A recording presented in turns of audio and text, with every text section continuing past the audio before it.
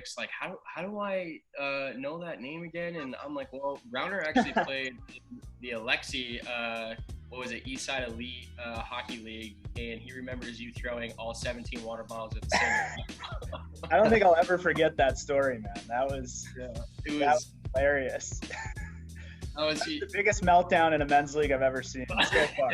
With my own eyes. It makes sense. Yeah. Yeah. So, Chris, was that the same league that we played in? Remember when we drive out to Detroit? Yeah, we did do that. I think the year prior to when Rick and I did that. And I do remember that because you taught me confidence in a nutshell. We just came out of Tim Hortons and grabbed an ice cap, and like you're like, there's like two girls that were driving side by side with us, and then you were like, take some of that whipped cream, throw it on your upper lip, and ask if you can help out with that. You know, so yeah, I remember we played out there. How'd that work for you? Oh, they giggled. Dumb. You know, I grew up like yourself in Michigan, where hockey is a way of life, even possibly a rite of passage in some regards. Sure. I played the majority of my youth hockey with the Grosse Pointe Bulldogs, and then obviously for Billy at Little Caesars. My junior career started in the North American Hockey League, where I was tendered. I wasn't drafted. I was tendered to what was the Wasilla Spirit at the time out in Alaska. And by the time I got there, they had changed ownership, and they were called the Alaska Avalanche. That's where I had my first experience with junior hockey. And I guess that was kind of, you know, one of the biggest adversities that I had faced was actually going there. You know, I had gotten cut so much in my career for just being a small, really like underdeveloped defenseman all the way until I was like 19 years old. Like I just did not grow. I mean, when I grew up, I didn't grow out at all. Like I couldn't put weight on, you know, so I think that was really the first thing that was always weighing on my mind as a player, was all of my peers getting bigger and stronger, and here I am just like not. Yeah. And it was kind of the same thing for like skill wise too. You know, it took a long time for my skills to catch up. So I got cut a lot, you know, and all of a sudden when I turned 20 and I was in junior, it's like everything caught up. Like everything kind of came full circle for me. And I was really, really lucky to be able to go to Scholastica, because they were a program that was struggling but kind of ended up peaking in a really good conference in Division III, which was the NCHA, like the old NCHA at the time, which is a really, really good league. I mean, we had guys, you know, from St. Norbert that signed in the show. Like everybody went to go play pro if they wanted to. So it was a good place to be if you wanted to continue to be a hockey player, and academically was a really good school. So I think I lucked out. But I do remember feeling just like as a young player coming up,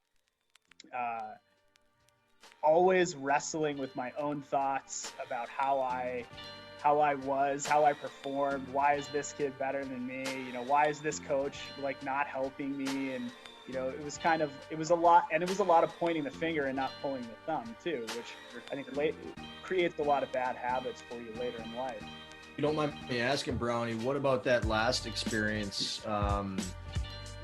you know, helped in your development physically and mentally? See all these guys who approach the game in a different way for the first time, from a preparation standpoint. Sure. And I think we had a coach that perpetuated that. We had an ownership group that perpetuated that.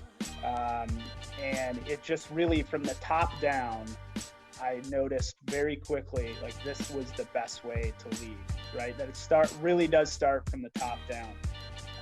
I mean, we had players that didn't play, you know, that were, you know, frequently healthy scratches and were always bought in.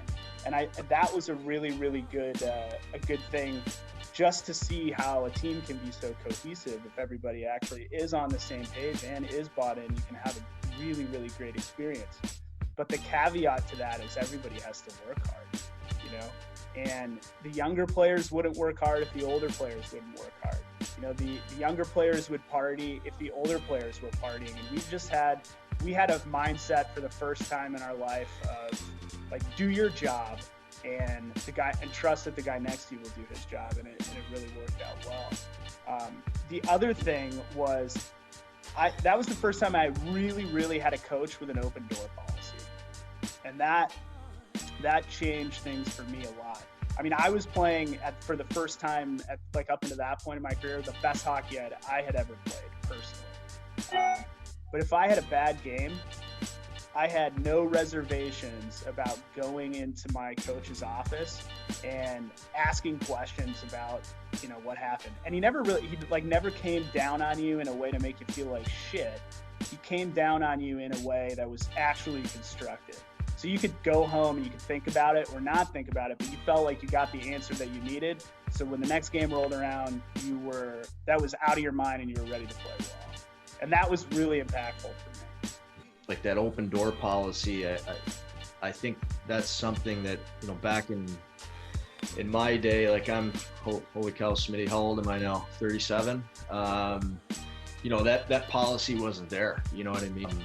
But now in the game here and now, I mean, that's something that coaches have to have. If you don't have that open door policy, that communication with your players and at the youth level, even with the parents, that's when things can start to get, you know, you as a player, you get lost in your own head. As a parent in youth hockey, if you're not getting that information from the coach, you don't know what to do. You don't know how to help your child.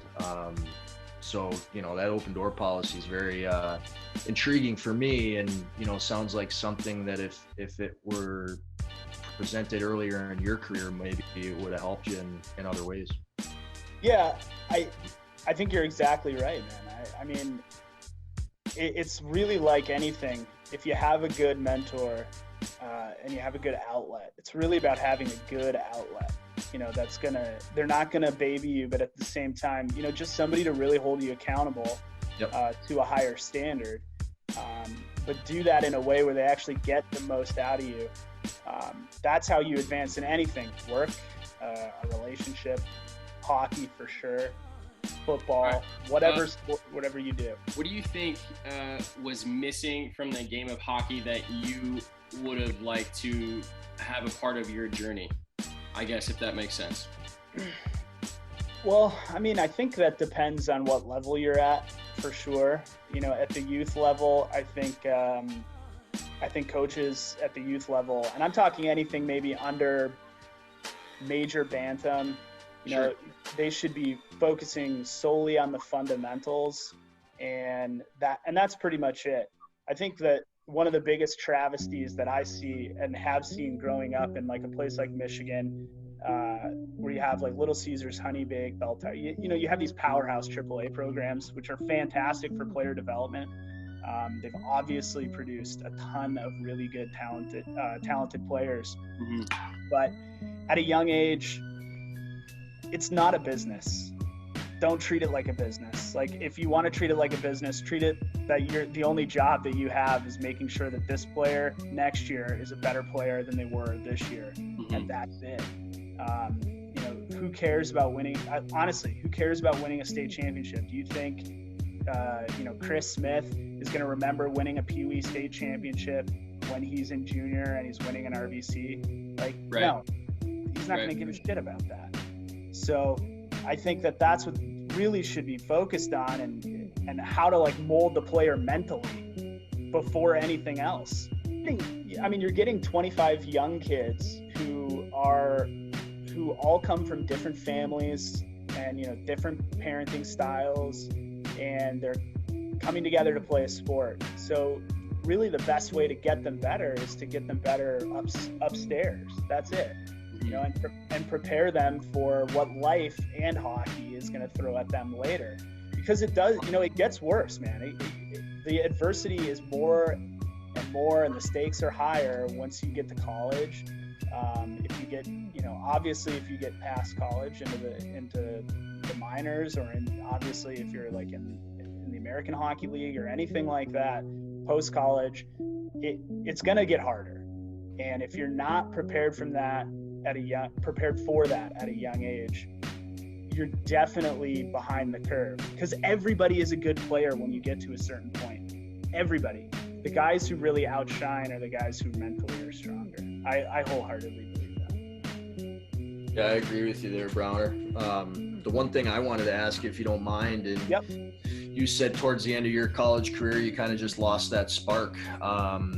And at some point that happens to everybody. That happened to me towards the end of my career, where the fire just wasn't really there like it used to be. I found for me, it was more physical than mental.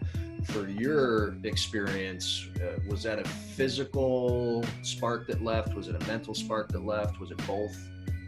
Yeah, it was both. It was definitely both. So, I had an interesting college career. Freshman year, I came in, obviously, in my opinion, should have played every single game, at least on the power play, one or two.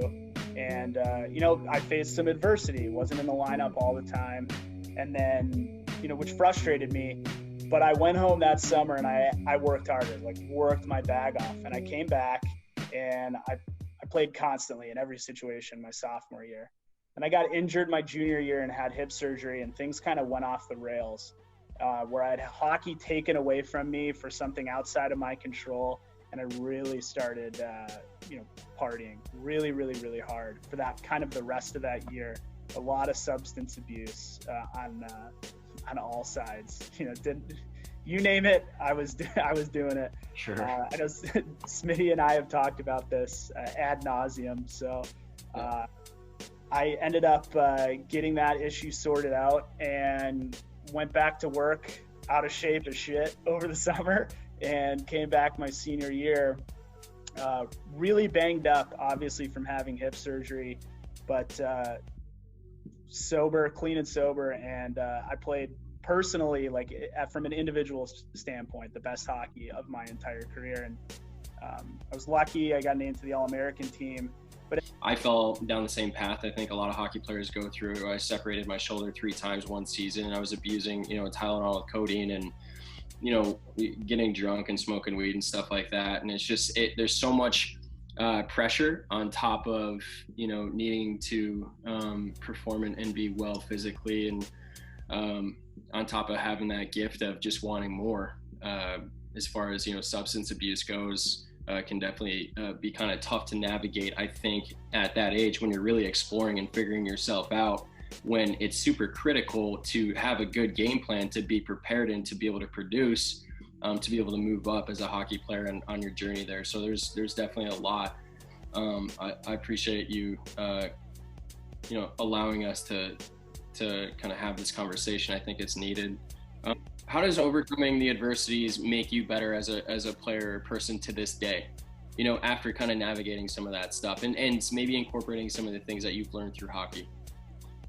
Well, I think all the learning lessons that you get come from adversity, and how you overcome them or succumb to them. Some people succumb to adversity. You really don't take learning lessons away from positive experiences. In my experience, right? Like winning a championship, you take memories away from that. You don't really take away a good learning experience. But the best learning experience you can get is from something that happens that pisses you off, or doesn't go the way that you thought, right? That's where actual growth. I really believe that that's where actual growth lies. The same thing is true, and what I do for work right now. I'm in med device sales, right? If you have a bad case or something, and you sit down and analyze that, going into the next one, you can actually be better. But if you have a great case, you're just riding a high. Sure. I don't think you get as much out of it if you're able to find a way through adversity and take the learning experience and then apply it. And hockey did do that for me a lot of ways, a lot of different ways. In college, it did, with everything that I did, obviously junior, getting cut, all of that. I think though that the important thing when you're growing up, or when you're a young player and you start to face this, is if you have somebody to help you realize that these bad things happening are not permanent. They don't destroy your character or anything like that. These are actually bad things happening that are opportunities placed in front of you, and they will make you better. You know, it could be 90 days from now, it could be 365 days from now, but you're going to be better for it because of this happening. You know, I think having that type of mentorship, especially from a coaching standpoint, is great. I mean, one thing you said that is really, really important is when you get to junior and you're living away from home for the first time, and you're a young shithead kid with like feeling like you're on a show. You can't be right, man. Those freaking signing autographs to fans and stuff like that, like just really feeding the ego. Yeah, paying for your breakfast with freaking, you know, tickets. Did that in the BCHL, just giving off tickets for a pregame breakfast for sure. But go on. When you're in a situation like that for the first time in your life, and everybody for the most part is patting you on the back, it's really important to be grounded in who you actually are. You know, and if you're not, things can get pretty squirrely for you later. At some point, I almost guarantee that the wheels are going to come off the track for sure. So I think what you guys are doing is great, man. You know, these are a lot of conversations that, I mean, I'm an 87 birth year. I'm assuming you're like an 82 or something. 82. Yeah. Smitty, you're an 88, right? So we're around this.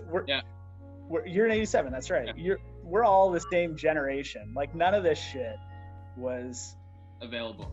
Yeah, you didn't talk about this stuff, you know? And I think things are changing, and I think coaches need to realize that you can be really, really hard on kids and you can demand excellence. You can't demand perfection because nobody's going to be perfect. But you can demand excellence from like an effort standpoint, all of that. But it doesn't really mean anything if these kids, you know, are all up in their head constantly. So it doesn't mean you're soft if you're willing to have this conversation. Right. I argue the opposite. I think it makes you tougher because a lot of people won't have this conversation, and I think it shows a commitment to wanting to be better. You're going somewhere. You've made it to the next level, which is an accomplishment. You know, you got fans that are buying your tickets or tickets for the team, paying to see you play. It kind of fills that ego a bit, and now you're partying, you're away from home, you're living with a billet family. You can kind of get away with or be enabled, you know, by as long as you produce and put points up, you know, and you can continue your off-ice habits for the most part. I was enabled a lot, but just trying to navigate that, and at least like, you know, having somebody to be able to communicate and be transparent with. And then here we go. What you led me to is that I think, you know, it's easy to throw a punch. It's easy to put some goals up and get some assists. It's easy to look like the man. Was the most difficult thing, no matter how tough you fucking think you are, the most difficult thing on earth is to share what's going on inside, what's going on in your head and your heart. And I think that's what makes somebody tough. So I think there should be more of that, and, you know, compared to you just need to be mentally tough in our generation and not really like you put that shit to the side and you perform, you know. I think it can go a lot longer if you can get the buy-in from, you know, a coach to help develop, you know, the players between the ears, or, you know, whatever they need to do to make that happen, whether it's a performance coach or, you know, something like that that can, you know, be on their coaching staff or whatever that looks like. But I think for me that kind of clicked when it happened. I remember when I went to, you know, rehab, there's this big guy, I don't know if you met Paulier, but basically, you know, he's 6'8", he's a ex-football player, and he brought me in, man, and he was like, they're like, Smitty, we got to have a meeting. And I actually thought it was with my counselor, and sitting in there were 4 therapists. And I walked in and I looked at Nikki and I'm like, Nikki, you fucking sewered me. And then I looked at some intern and I'm like, who the fuck are you? And then Paul just looks at me and he's like, Smitty, sit down. And I'm like, all right, whatever, you know. And he goes, Smitty, it really hurts my feelings when you look at me the way that you do. And I'm like, are you kidding me? Like, this guy's 6'8", like, what? Like, this is coming out of this guy's mouth, like, it hurts your feelings? I'm like, you might hit me, motherfucker, but I'm gonna hit you back, you know? Like, And that was kind of like the mentality that we had. But then it just kind of clicked. And the more that he kind of implemented, just saying how he felt, I realized that, throughout the hockey world, you have to have that mentality of being number one, being a balance to it. I feel like, you can have it when it comes to sales and everything. And that's kind of taken me a long way. But I think, by sharing what's going on inside, like how can you be the best version of you and perform without being, mentally sound or square or having your needs met? You can't give the best of yourself. So I don't know what it's like for young players now, but I guess looking back on it, I think if coaches weren't qualified to help you really with the mental development, there should be options for them to say, hey, like going to this guy that I know that's a performance psychologist, that'd be really helpful for you. And it's, not because I think you're a crazy kid, even if maybe that's what they think, but because this is another way that you're going to be better than everybody else that you go to compete against. Is if you're really good at this, you're going to be better than them at that. And that's another weapon in your arsenal that's going to make you a good player and possibly a great player. And I think if you frame it like that to kids, they're like, if they really want to be a good hockey player, or if they really want to be a good athlete, whatever sport, they will take advantage of that. I would have taken advantage of that. I mean, there's a ton of, elite level pro guys who take advantage of stuff like that today, right? I mean, they do it on their own. They seek it out on their own and that's part of what makes them elite, is taking those extra steps and doing that kind of stuff. So why not have everybody do it, And if we're talking about toughness, right? Everybody goes through hard times, no matter what. And if, bar none, the toughest guys on the planet are like elite level military guys, right? So all the special forces guys, they go through stuff that fucks them up. They end up going to counseling. They end up going and seeking somebody who can help them deal with that. Because no matter how tough you are from a physical standpoint, doesn't mean that your brain is ready for that type of experience. So how do you prepare for it? It goes back to preparation. That's like when I was in Woodstock, those really good players would do anything they could to prepare better, just a little bit better, a fingernail better than the best player on the other team that they knew they were going to be competing against. You got to be willing to do that stuff. Mm-hmm. Well, and that's why this conversation is so great, Brownie, because it allows us to get information out there to coaches, to parents, because all of these things, like the game is the game. So you guys know when you're on the ice, yeah, you hear your coaches and you're trying to please them and do what they ask of you. But at the end of the day, you're playing because you love it. You're playing because it's a blast and you're just out there playing a game. But when you leave that, area of play or the ice surface, the bench, the locker room, if you have a coach that berates you or doesn't allow that open door policy to have that communication, you have to deal with those silent car rides all the time or maybe misinformation from parents. That wears on a person, right? And I think what we all want is, for this game to be better, for the culture to be better, for everybody to enjoy it and everybody to see that within the adversities and within the mistakes and the turnovers and all that stuff, it's all a learning experience. And you hear it all the time, the game ends, right? The game is always going to end for you. Yep. How do you translate out of that? If you're somebody that's been given something your entire life and you've never earned anything, are you going to be able to walk away from a part of your life that has been, ingrained in you for however long, 20, 30, 40 years? Are you going to be able to translate now outside in the workforce? And, I think that's a big reason these conversations are so vital for, certainly kids, but parents and coaches, because, to your guys' point, depending on the level, coaches want to win. And it's what I've learned in, my 7-year coaching career and coaching, 8-year-olds, 10-year-olds, 13-year-olds, 15-year-olds, and minor pro guys. that open door policy, that communication, that's what everybody is looking for. And if you don't provide that, if you don't provide that culture, you know, in our opinion, you're not really helping the game, you're almost hurting it. So, you know, we want to be there to help kids and help them foresee that they can continue on, and no matter what the level is, enjoy the experience. And then when they're out of the game, they know how to be a good teammate. They know how to take constructive criticism. They understand these things, and, you know, they can put their best foot forward. Yeah, no, man, God, that is so true. I mean, I think there's nothing worse than being a player and like looking at, you know, one of your former teammates who, after the game is done, seems to be, you know, really struggling with life. I could name you 20 or 30 guys right now that I won't do, but that is. You're like, yeah, we got.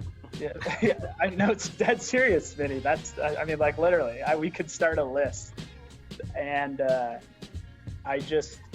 it sucks like seeing them go through that, because again, once the game ends, even if you were in the show and you had a good career, like the adversity, like life doesn't stop.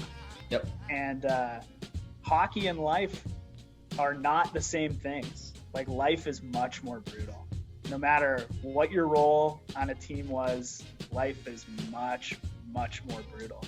So if you're struggling to deal with simple shit relating to the game, that in the grand scheme of things doesn't really mean anything, you're gonna really struggle when if, God forbid, bad stuff starts to happen to you, you know? And I think that when all of us are so invested in being players, that's the perfect forum to start to learn a lot of this stuff. Because if you're bad at school, but you're super bought into hockey, you're not going to listen to your teachers. You're not going to listen to them. They could tell you all of this shit about mental health or performance psychology, and you're going to just tell them to F off, you know? But if your coach comes to you and tells you this, you're going to listen to that person. That's true. You know, you're going to be better for it later on because, you know, I don't know, whoever your coach is at the time told you that having somebody to talk to, having somebody to be really honest with, and to help you analyze yourself and find a way through situations and navigate how complicated life will get and how complicated hockey can get, that you'll be a better person for that. You would listen to them. I mean, I was terrible at school, man. That was a big thing. That's one of my biggest regrets, right? I was just a knucklehead in the classroom. I would have listened to any one of my coaches over one of my teachers. When you guys are talking about the car rides, I think that could be a segment in itself. Like, go down the list of every hockey player and share your favorite like car ride story with your parents. I got one for you. All right, go ahead. So this is spring hockey too. So I was out hanging out with some of my friends, and like my dad was supposed to pick me up, and I guess to go to play one of my games. And I was playing for the Grosse Pointe Bulldogs at the time. So I think I was like, it was maybe 14 or 15. I can't remember. I know I didn't have my driver's license or even my learner's permit. And so my dad, I guess I went to the wrong spot where he was supposed to pick me up. So it took my dad a while to find me. I was late getting there, you know, barely made it on time just to get on the ice at the same time as everybody else. So my dad was pissed off right away, just going to the game. I played terrible, you know, absolutely terrible. And part of the reason is I'm driving from Troy, Michigan to fucking Grosse Pointe, and in a car, just dead silence, you know, so I'm all up in my head, and I go and I play awful, just absolutely terrible.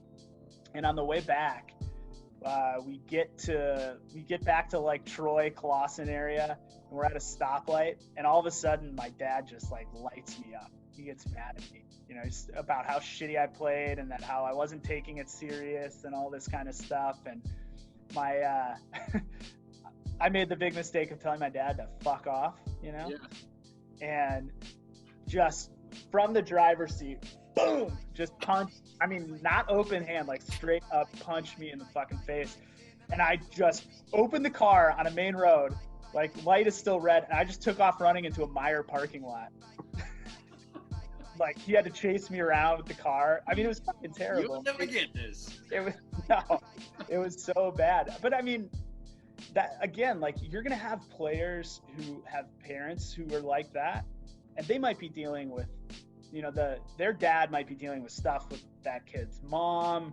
That sucks. They're pissed off. Family better. It could make a family better. Yeah, man.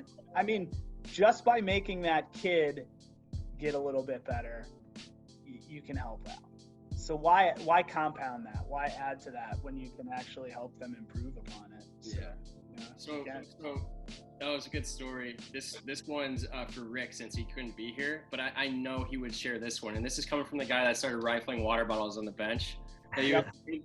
But like Ricky was like just kind of all over the ice, and my dad was coaching at the time, and like he had his third penalty, and from like the penalty box, my dad looks down and he's like, pretty tough to score goals from there, isn't it? And he turns around, Rick's a snap show, and he turns around and goes, fuck you. So then like on the drive home, like it was a bad game, whatever, on the drive home, and at the time my dad was running like a construction company as well. You in the car, Chris?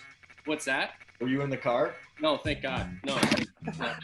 So then at the time, like, my dad was in construction. He had these like roofing nails that were just this long, and they were like all over the car or whatever. And like, my dad is going off on Rick. He's like, if you ever tell me to F off in front of the team, finger going like dad twitches. He was an old school fighter, kind of scary. And especially when you're like, what, like 11 or 12? But Rick always challenged him from like a young age. So anyway, God, I forget. Oh yeah, while dad's like kind of going off on his rant, he like hammers his hand down and a nail goes like into his hand.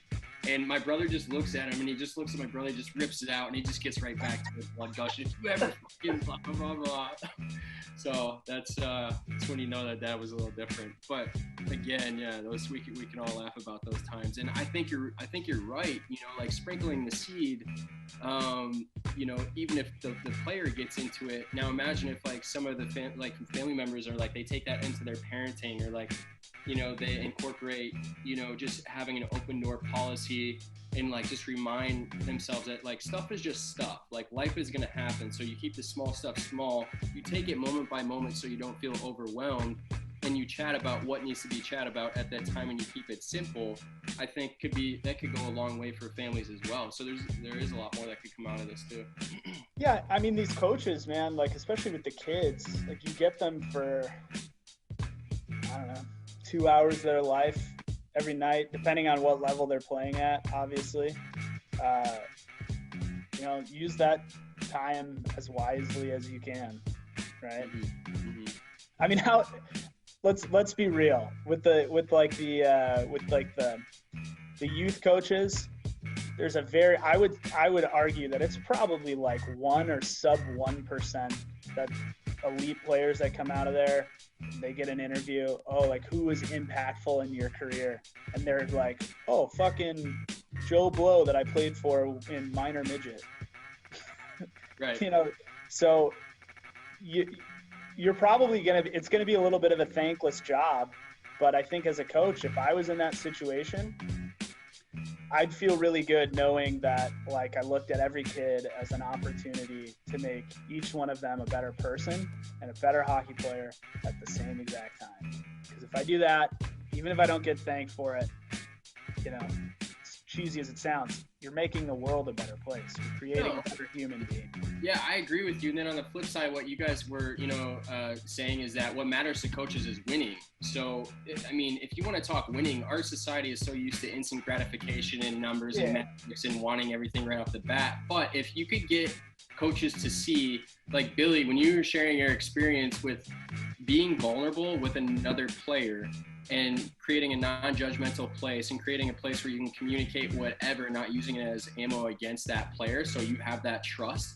When you get like a brotherhood like that and a locker room like that, nobody's touching my boy over here. And I'm gonna go with that. And our team is locked and loaded, and you know, a band of brothers, kind of like SEAL Team 6 or whatever, if you can get coaches that kind of see that, and explore that element, I think they would have a way better buy-in than they would if they just relied on talent and a little bit of hard work alone, Yep. To go a long way. But it's about the game of like the investment for that year, a couple years, however long you have the players with. It's not about the instant gratification and this week and I need you to do this, If you invest, that can go such a longer way. You're putting a deposit and you're doing a lot better, like what you had said, as cheesy as it might sound, but it's a win across the board, so.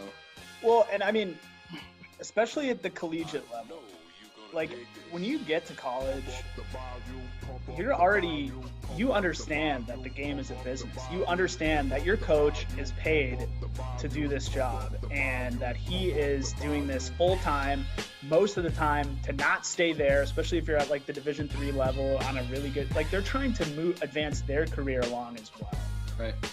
So you already get the fact that like I'm a number, this is a business, and I'm expected to win. Like when they say shit, when they act in a certain way, pissed off, you're like, no shit, dumbass. Like we want to fucking win too. I didn't come here to, go to fucking chemistry class. Like sure. That's not why I came here. I barely even got into this place. Yeah. I'd be working a fucking road crew right now if, something like that, right?